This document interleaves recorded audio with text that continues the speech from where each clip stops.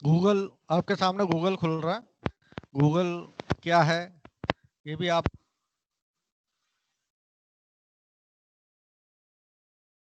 जाता, search engine के नाम बताओ। तो आपको सर्च इंजन के नाम ध्यान रखने, गूगल, याहू। याहू भी सर्च इंजन है, जैसे आपको याहू खोल कर दिखा देता हूँ। yahoo.com, ये भी सर्च इंजन है। इसमें आप इंटरनेट के पेज को सर्च कर सकते हो।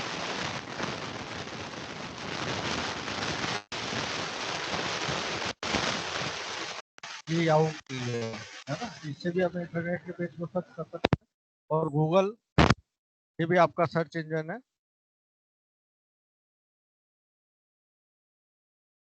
इसके अलावा एग्जाम में पूछ लिया जाता है माइक्रोसॉफ्ट का सर्च इंजन क्या है। ये आपकी विंडो माइक्रोसॉफ्ट की है। विंडो 98, विंडो एमई, ये सब ऑपरेटिंग सिस्टम है। और ये आपका गूगल, याहू, बिंग। बिंग भी सर्च इंजन है, BING। तो ये पूछ लिया जाता है बिंग क्या है। बिंग भी सर्च इंजन है।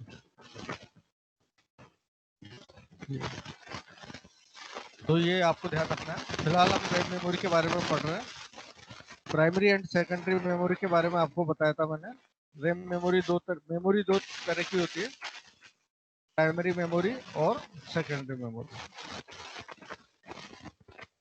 पहले आपको प्राइमरी मेमोरी के बारे में बताया अभी तक। प्राइमरी मेमोरी क्या होती है? प्राइमरी मेमोरी भी दो तरह की होती है, रैम और रोम।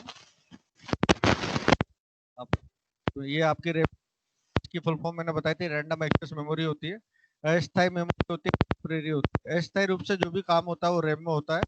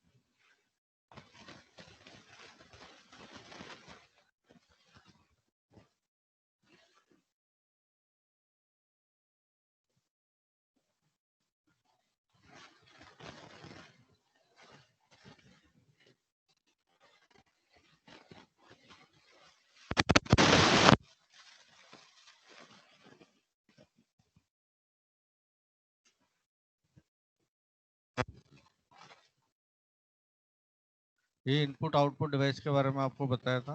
और रैम मेमोरी का इसमें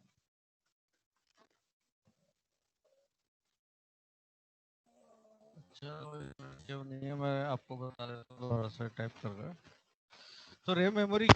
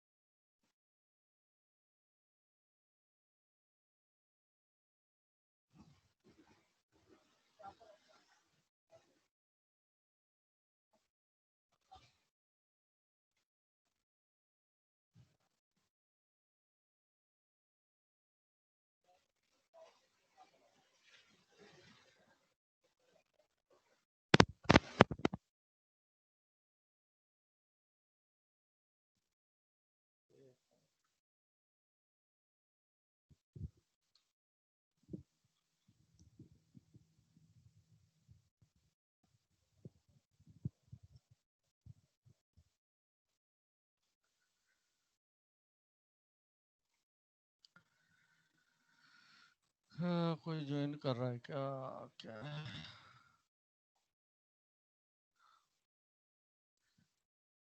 तो यहाँ पर आपको वर्ड एक्सेल पावर पॉइंट का यूज करना है। तो आपको एमएस ऑफिस ऑपरेटिंग सिस्टम इसमें इंस्टॉल किया जाता है।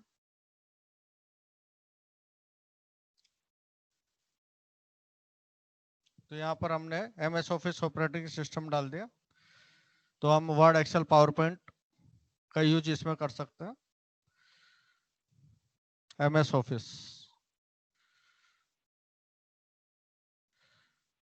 एमएस ऑफिस के अंदर आपके वर्ड एक्सेल पावर पॉइंट ये सभी चीजें आती हैं एमएस ऑफिस के अंदर। इसके बाद आपको कोई डिजाइनिंग का काम करना है तो डीटीपी का सॉफ्टवेयर डाला जाता है। अगर आपको अकाउंटिंग का काम करना है तो टेली का सॉफ्टवेयर डाला जाता है। तो जिस तरह की हमारी रिक्वायरमेंट है उस तरह के सॉफ्टवेयर इसमें डाले जाते हैं। अब आपको टेली अकाउंटिंग काम करना है तो टेली का सॉफ्टवेयर डाल दिया। तो ये सब सारे प्रोग्राम, इसके अलावा जो भी आप अदर सॉन्ग पिक्चर्स वगैरह डालना चाहो, ये सारे प्रोग्राम आपके हार्ड डिस्क में डले होते हैं।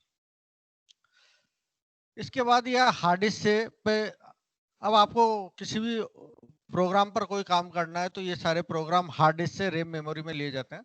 तो यहाँ से ये प्रोग्राम कहाँ पर आ जाते हैं? रैम मेमोरी के अंदर। तो यहाँ पर ये आपकी रैम मेमोरी है। रैम के बारे में मैंने बता दिया, अस्थायी रूप से जो भी काम होता है वो रैम के अंदर होता है। टेम्परेरी मेमोरी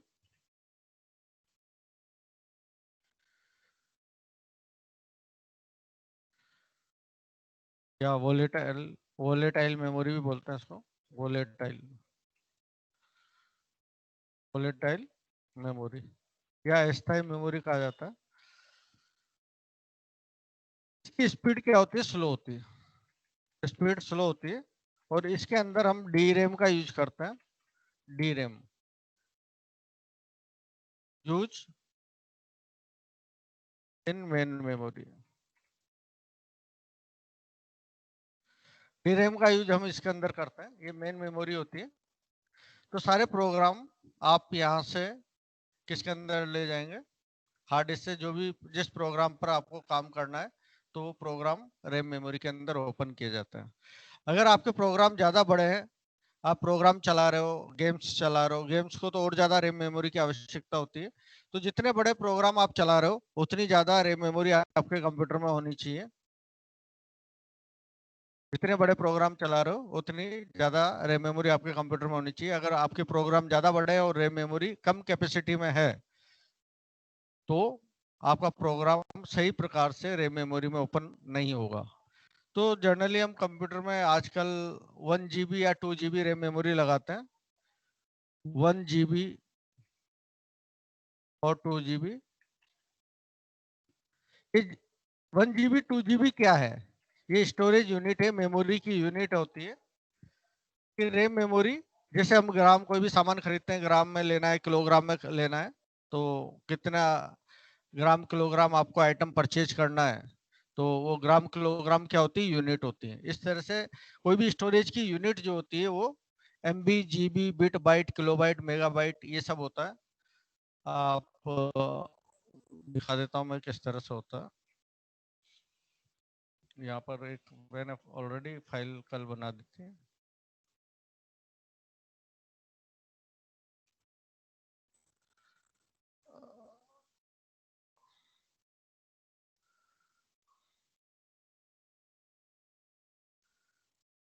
यहाँ पर स्टोरेज यूनिट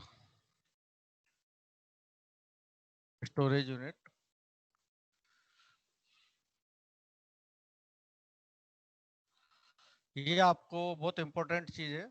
अच्छा, इसी के अंदर ये है, पूरा चार्ट भी इसमें दिया हुआ है। यहाँ पर दिया हुआ है। चलो ठीक है, यही समझा दो। तो यहाँ पर क्या है?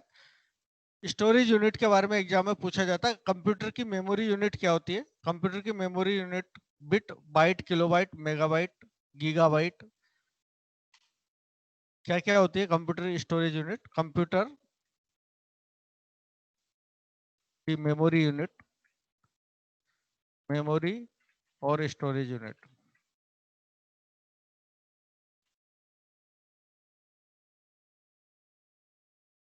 स्टोरेज मतलब वही मेमोरीज है। तो सब यहाँ पर बिट सबसे छोटी स्टोरेज यूनिट होती है बिट। बिट को 01 को बिट कहा जाता है। कंप्यूटर अपना सारा काम 0101 में करता है। कंप्यूटर अपनी सारी कैलकुलेशन 0101 में करता है और ये 01 ही बिट कहलाती है। इसको हम बाइनरी भी कहते हैं, बाइनरी। तो ये वर्ड भी आप ध्यान रखना कि बाइनरी नंबर सिस्टम बाइनरी होते हैं।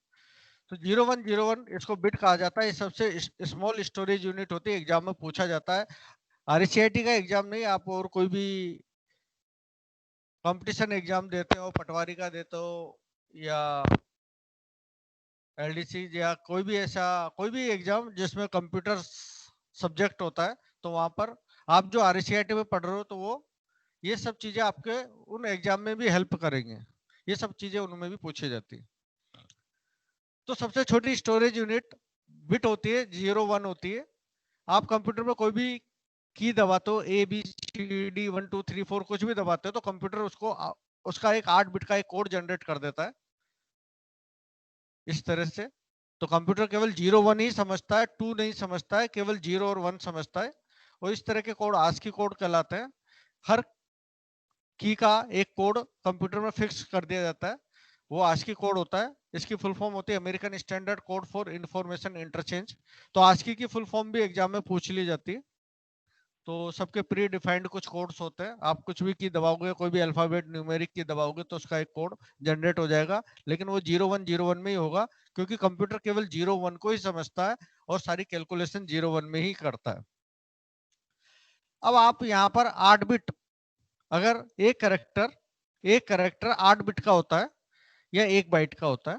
1 बाइट में 8 बिट होते हैं। एग्जाम में पूछा जाता है बिट क्या होता है, तो बिट आपका 01 होता है। और 1 बाइट के अंदर कितने बिट होते हैं? 1 बाइट के अंदर 8 बिट होते हैं। तो 1 बाइट बराबर 8 बिट या 1 करेक्टर। तो ये भी आपको ध्यान रखना है, 1 बाइट में 8 बिट होता है और 4 बिट से मिलकर एक निब्बल बनता है। ये भी आपको ध्यान रखना है। निब्बल क्या होता है? 4 बिट से एक निब्बल और 8 बिट से एक बाइट।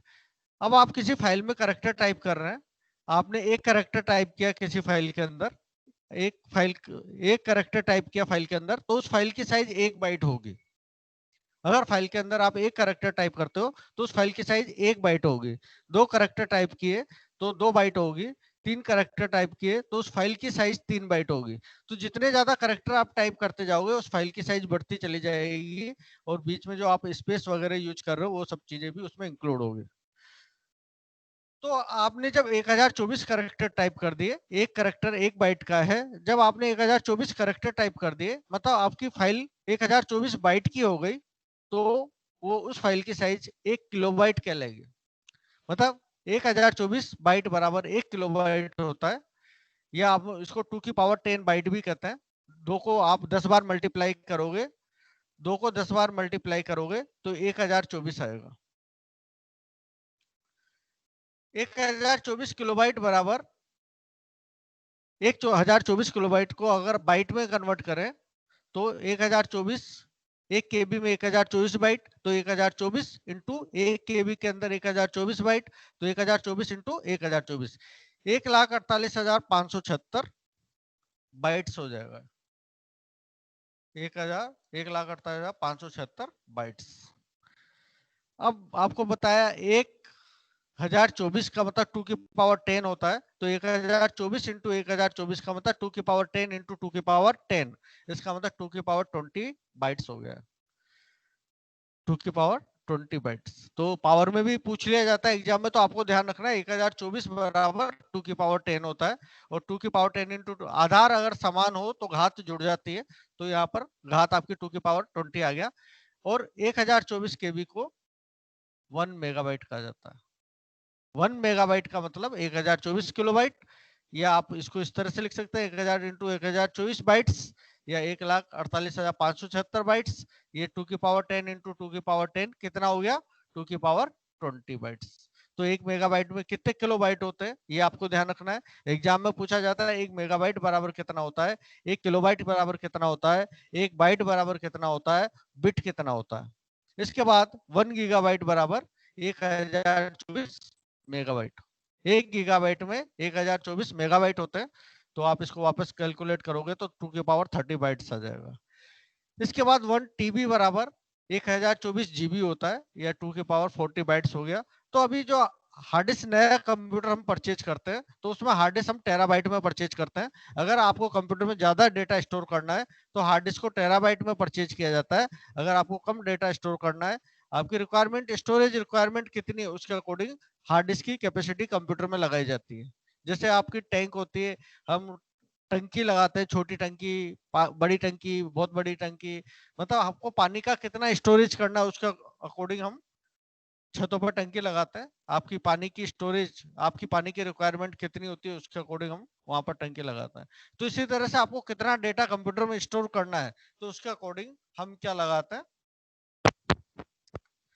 उसके अकॉर्डिंग हम हार्ड डिस्क कंप्यूटर में लगाते हैं। तो अगर आपको ज्यादा डाटा स्टोर करना है तो हम 1 टीबी के हार्ड डिस्क कंप्यूटर में परचेज करके लगाएंगे। अगर उससे कम डाटा स्टोर करना है तो 500 GB, उससे कम करना है तो 250 GB। इस तरह से अलग अलग कैपेसिटी के हार्ड डिस्क आती है। तो आपकी जैसी रिक्वायरमेंट है आपको वैसी हार्ड डिस्क लगानी है। एक तो आपकी रिक्वायरमेंट कम है और आपने ज्यादा कैपेसिटी के लगा दी तो कोई मतलब नहीं, क्योंकि ज्यादा कैपेसिटी के लगाओगे तो कॉस्ट भी ज्यादा होगी, कम कैपेसिटी के लगाओगे तो उसकी कॉस्ट कम होगी। तो एग्जाम में पूछा जाता है सबसे बड़ी स्टोरेज यूनिट क्या है। तो सबसे बड़ी स्टोरेज यूनिट के अंदर ये आपकी बिगेस्ट स्टोरेज यूनिट है, सबसे बड़ी है ना।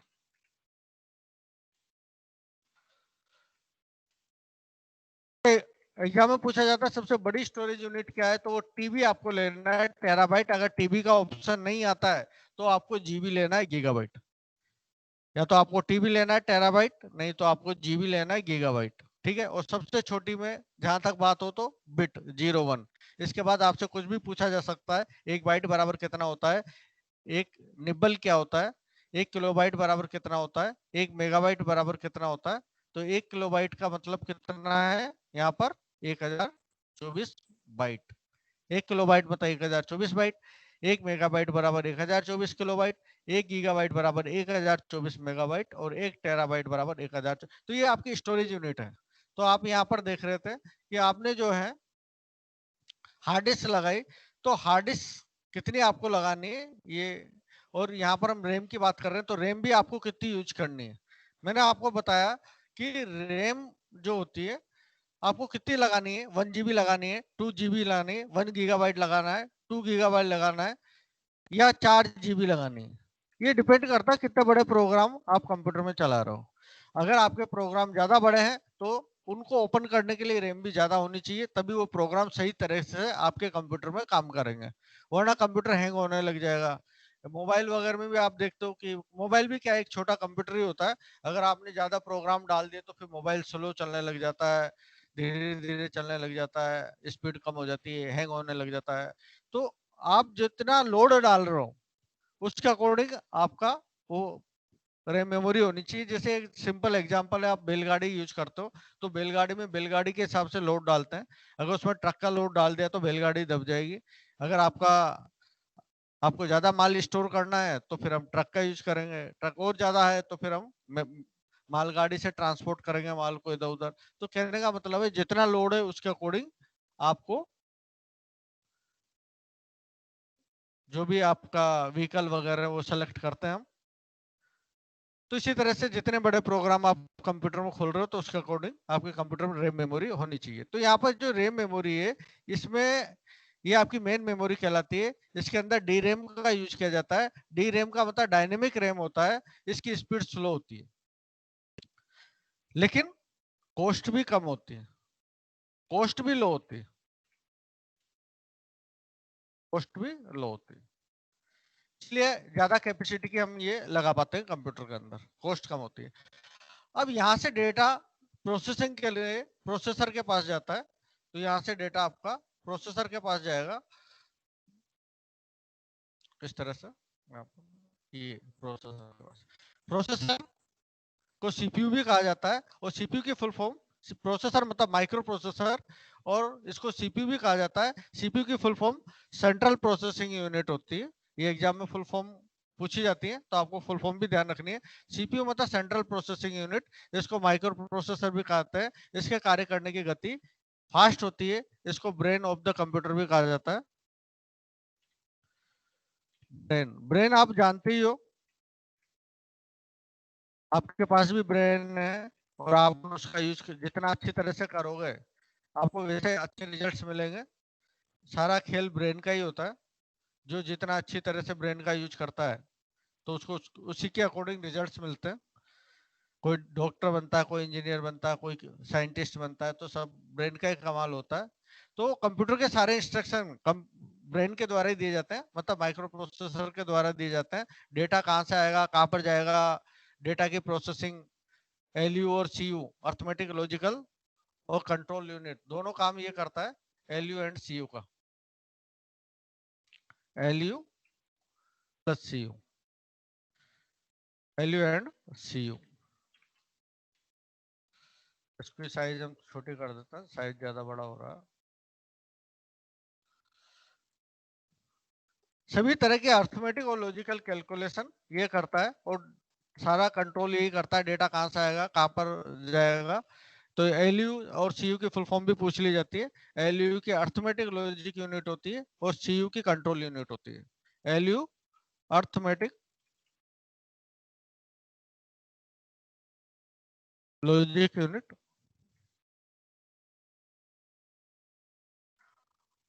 और सीयू की होती है कंट्रोल यूनिट।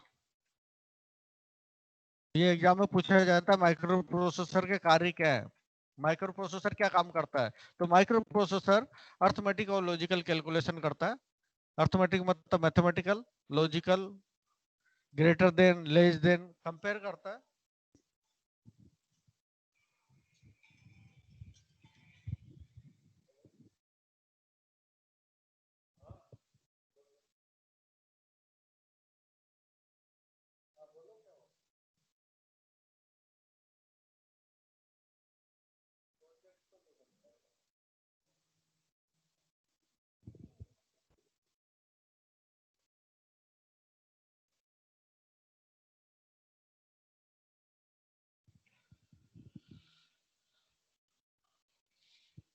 तो सभी तरह के अर्थमेटिक लॉजिकल कैलकुलेशन करता है, सभी को कंट्रोल करता है कौन, सीपीयू। तो यहाँ पर रैम मेमोरी से डाटा प्रोसेसिंग के लिए माइक्रो प्रोसेसर के पास जाता है। अब इसकी स्पीड क्या होती है, फास्ट होती है, इसके कार्य करने की गति फास्ट होती है। माइक्रो प्रोसेसर भी अलग अलग तरह के आते हैं। जितनी ज्यादा स्पीड का माइक्रो प्रोसेसर लोगे उसके कार्य करने की गति वैसी होगी।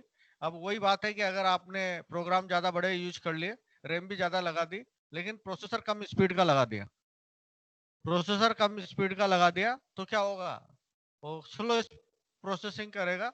स्लो प्रोसेसिंग करेगा तो रिजल्ट स्लो आएगा, है ना। तो प्रोसेसर जो होता है ये भी अलग अलग स्पीड के आते हैं, वो हम पढ़ेंगे माइक्रो प्रोसेसर के बारे में थोड़ा।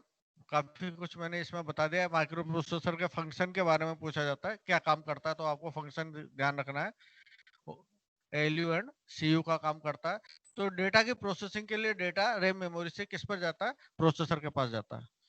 इसकी स्पीड फास्ट होती है और इसकी स्पीड स्लो होती है। अगर ये डेटा प्रोसेसर जो है अपना डेटा सीधा रैम मेमोरी से लेगा तो इसको स्लो डेटा यहाँ पर जाएगा।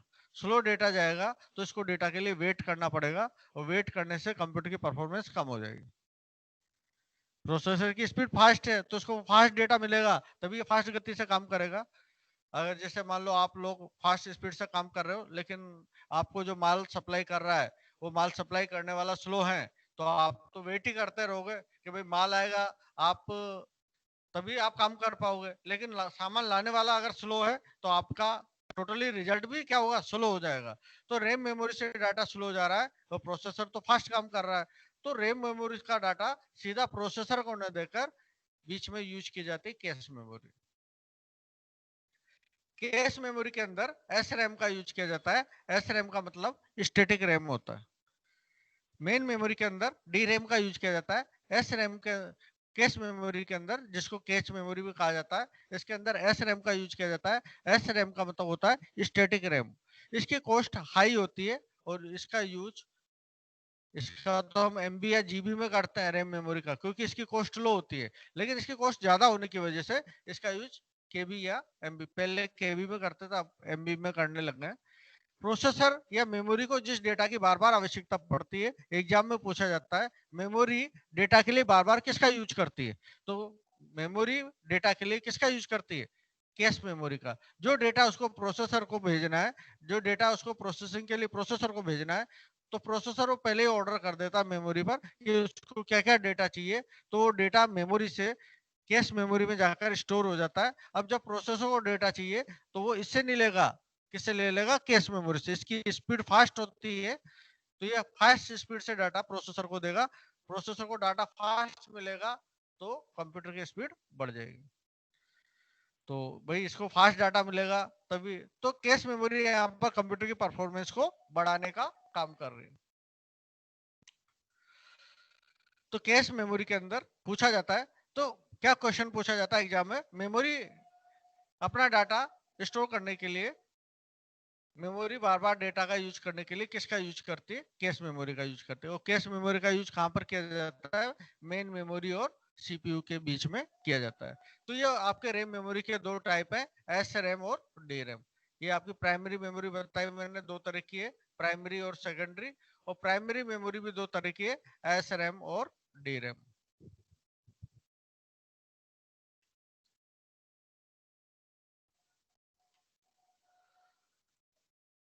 तो आपकी प्राइमरी मेमोरी के अंदर रैम दो तरह की होती है, एसरैम और डीरैम। और प्राइमरी मेमोरी आपकी दो तरह की होती है, रैम और रोम। अब आप रोम की बात करें तो रोम भी अलग अलग तरह की होती है, प्रोम, ई प्रोम, डबल ई प्रोम। तो रोम के बारे में मैंने आपको बताया था, रीड ओनली बनाया जाए। इसमें तो हम रीड और राइट दोनों काम कर सकते हैं, लेकिन रीड ओनली मेमोरी, तो रीड ओनली क्यों बनाया गया है, कंप्यूटर को ऑपरेट करने के लिए सभी आवश्यक प्रोग्राम रोम मेमोरी के अंदर स्टोर किए जाते हैं। कंप्यूटर जिससे ऑपरेट होता है वो सभी प्रोग्राम रोम मेमोरी के अंदर डले होते हैं, इसलिए इसको रीड ओनली बनाया जाता है। अगर कंप्यूटर को ऑपरेट करने के लिए सभी आवश्यक प्रोग्राम इसमें डले हुए हैं और आपने इसमें कुछ राइट कर दिया, इसके कुछ डेटा को डिलीट कर दिया, इसके प्रोग्राम को डिलीट कर दिया, तो कंप्यूटर ऑपरेट ही नहीं होगा। क्योंकि कंप्यूटर को ऑपरेट करने के लिए सभी आवश्यक प्रोग्राम इस मेमोरी में डले हुए हैं रोम के अंदर। जैसे कुछ प्रोग्राम में होता है, एक होता है पोस्ट प्रोग्राम। पोस्ट का मतलब होता है power on self test, post programme.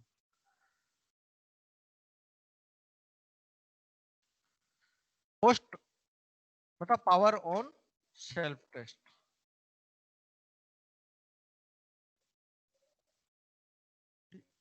कुछ वहां डार्क खुल गया, पोस्ट प्रोग्राम। इसकी फुल फॉर्म होती है power on self test. Computer की पावर ऑन करने पर कंप्यूटर से कनेक्टेड सभी हार्डवेयर को चेक करता है कि कंप्यूटर का हार्डवेयर सही काम कर रहा है या नहीं कर रहा है। पोस्ट प्रोग्राम मतलब जैसे हम कंप्यूटर की पावर ऑन करते हैं, एग्जाम में पूछा जाता है कंप्यूटर का बूटिंग प्रोसेस क्या होता है, कंप्यूटर कैसे बूट होता है।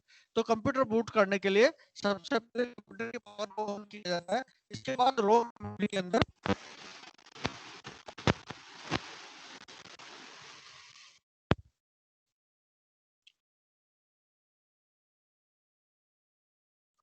Power on self test post, या मैं यहाँ पर लिख देता हूँ मैं, पावर ऑन। नाम से पता चल रहा है कंप्यूटर के पावर ऑन करने पर सभी हार्डवेयर को चेक करेगा, कोई भी हार्डवेयर फेलियर मिलता है तो उसकी जानकारी बीप या डिस्प्ले के रूप में आपको देगा।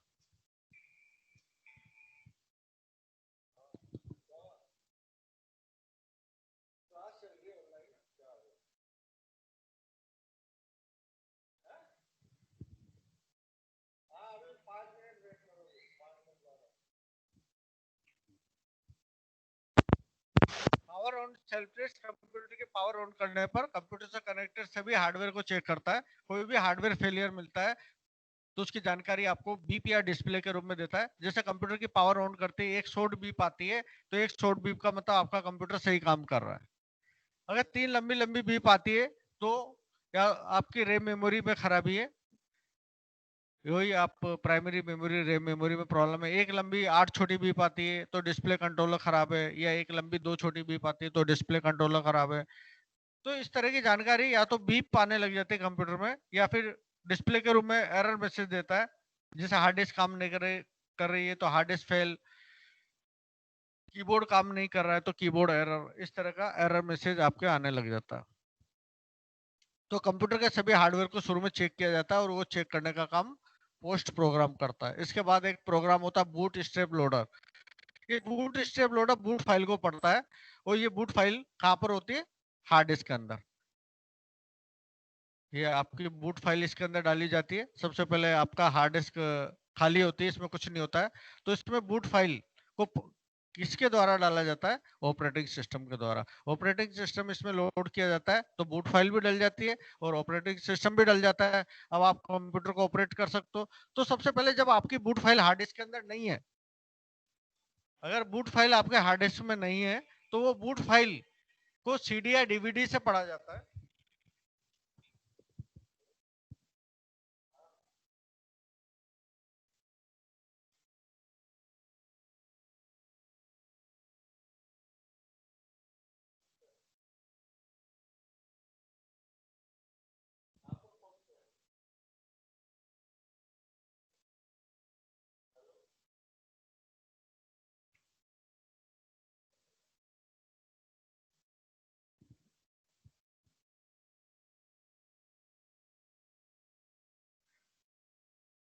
तो ये बूट फाइल तब आपके हार्ड डिस्क में नहीं है तो बूट फाइल कहाँ से पढ़ी जाती है? सीडी डीवीडी या पेन ड्राइव से, है ना? तो आपकी बूट फाइल जो है वो किसमें? डीवीडी या पेन ड्राइव के अंदर। तो ऑपरेटिंग सिस्टम भी इसमें डला हुआ है तो ये बूट फाइल यहाँ से पढ़ी जाती है। इसको पढ़ने के लिए रोम मेमोरी के अंदर बूट स्ट्रैप लोडर प्रोग्राम होता है, वो इससे बूट फाइल पढ़ता है। इसी के द्वारा फिर ऑपरेटिंग सिस्टम को हार्ड डिस्क में डाला जाता है। तो ये सभी इंपॉर्टेंट प्रोग्राम रोम मेमोरी में डले होते हैं। इसलिए रोम मेमोरी को रीड ओनली बनाया जाता है, जिससे कि कंप्यूटर को ऑपरेट करने के जो प्रोग्राम है वो नहीं हो, आप उसमें किसी प्रकार का कोई चीज नहीं कर पाए। अगर रोम मेमोरी करप्ट हो गई, उसका प्रोग्राम करप्ट हो गया, तो क्या होगा? आप फिर कंप्यूटर को ऑपरेट नहीं कर सकते। पावर तो कंप्यूटर के पावर ऑन करते हैं, फिर पोस्ट प्रोग्राम स्टार्ट होता है, फिर ऑपरेटिंग सिस्टम लोड होता है। ऑपरेटिंग सिस्टम के लोड होने पर इस तरह से आपको एक जीयूआई प्राप्त होता है। जी जीयूआई की फुल फॉर्म एग्जाम में पूछी जाती है। जीयूआई की फुल फॉर्म होती है ग्राफिकल यूजर इंटरफेस, जीयूआई। तो ये आपको फुल फॉर्म भी इसकी ध्यान रखनी है। ये आपका जीयूआई इंटरफेस है, जिसको डेस्कटॉप कहा जाता है।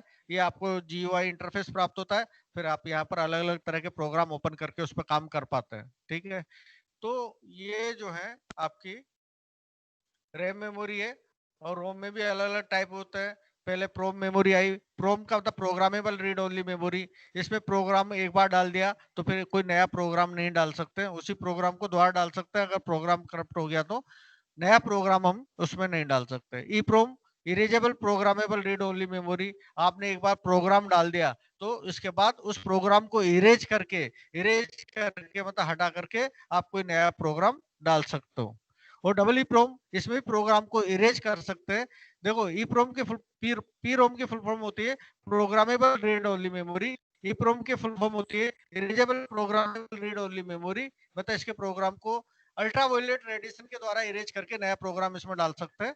अल्ट्रा वायलेट रेडिएशन के द्वारा इसके प्रोग्राम को इरेज करके नया प्रोग्राम इसमें डाल सकते हैं।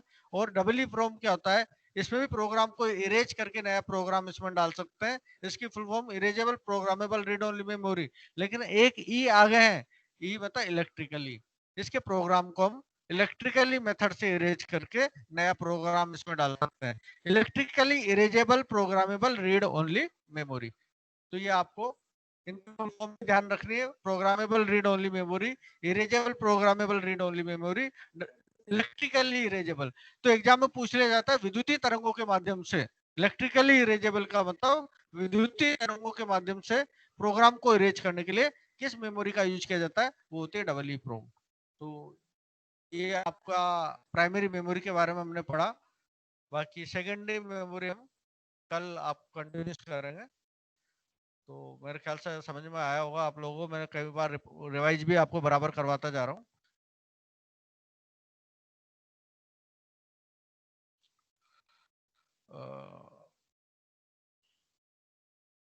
कंप्यूटर्स भी थोड़ा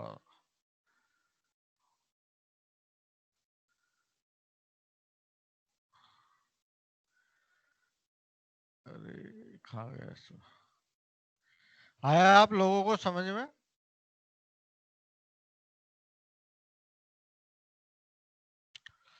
सोनू, लक्ष्मी,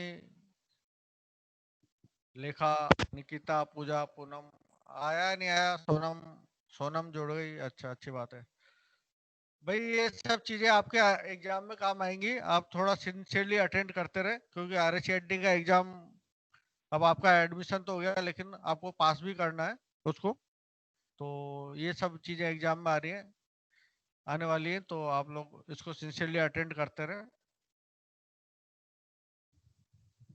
तो आज के लिए अब